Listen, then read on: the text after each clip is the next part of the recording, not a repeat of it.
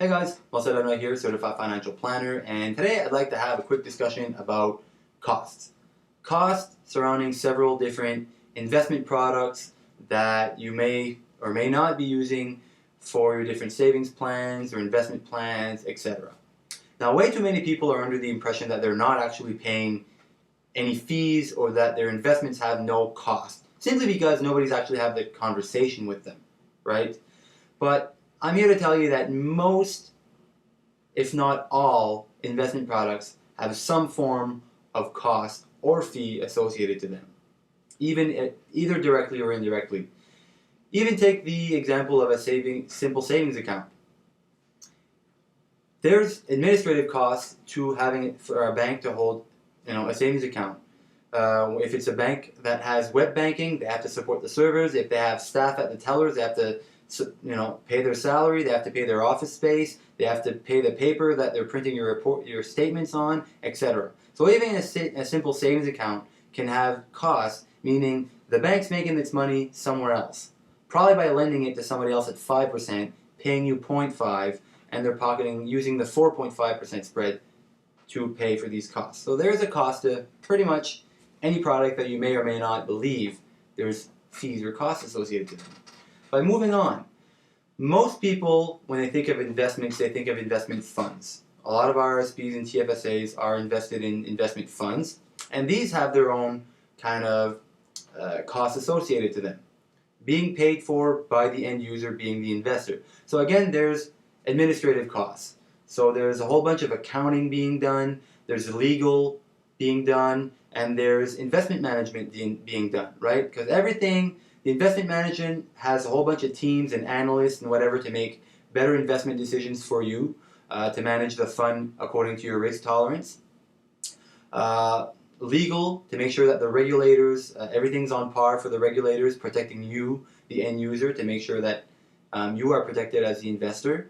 And then the accounting, to make sure that all the dollars and cents are attributed back to your unit value as the end user, the investor. Now, there's also costs for advice, right? I don't work for free, and any other advisor at a local branch or any other independent or stockbroker typically won't work for free either. So there is some kind of fee being paid to the advisor.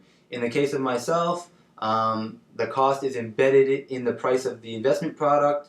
The investment company will pay the dealer, which in turn pays the office, which in turn pays the end advisor, such as myself. So every level has their administrative costs as well. Office, staff, paper, licenses, etc., right? And that, again, all gets attributed back to the investor.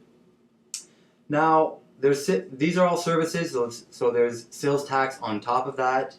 And speaking of taxes, another cost that people aren't considering is if people are going quote-unquote unadvised, meaning they're actually not talking to somebody about their investment strategy and they're not maximizing TFSA versus RSP versus tax-efficient investing, all the extra tax being paid, so the extra income tax being paid just because you're not paying attention to what's happening, to me, qualifies as an extra cost. So if you're not being totally effective or efficient with your investment strategy, there's an extra income tax cost to doing so. Something to think about. And the last cost I want to talk about is opportunity cost. A lot of people, certainly invested in the safer products offered by larger financial institutions such as GICs and savings account and etc., seem to believe that that bears no cost. But a cost that nobody talks about is opportunity cost. Opportunity cost is the interest you would have earned had you been explained or been exposed or been encouraged to invest in something that would have done a little bit better over the long term, over the 5, 10, 20, 30 years between example now and retirement. Now, a lot of people will settle for these safer or guaranteed investments because they think they're not taking any risk. But in reality, you're taking the biggest risk of all, the risk of not actually reaching your goals.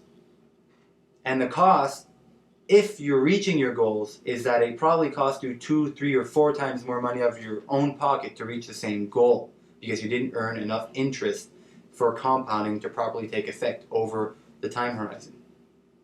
So if you have any questions regarding investments, costs, or anything else regarding your personal finances, please get in touch with me directly or visit masalagam.ca. And remember, quality advice is just a click away. Cheers, guys.